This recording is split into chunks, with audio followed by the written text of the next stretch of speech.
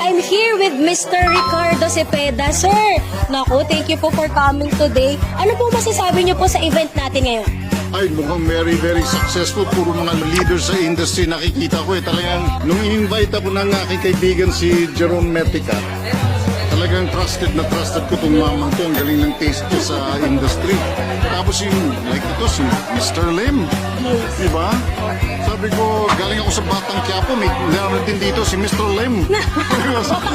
Oo. Yes. So sabi ko, yung mga proponents ng company na to are also well known. Yes. Na respected, Yes. nitiwala ang tao. Talagang sabi ko, kailangan makita ko rin to.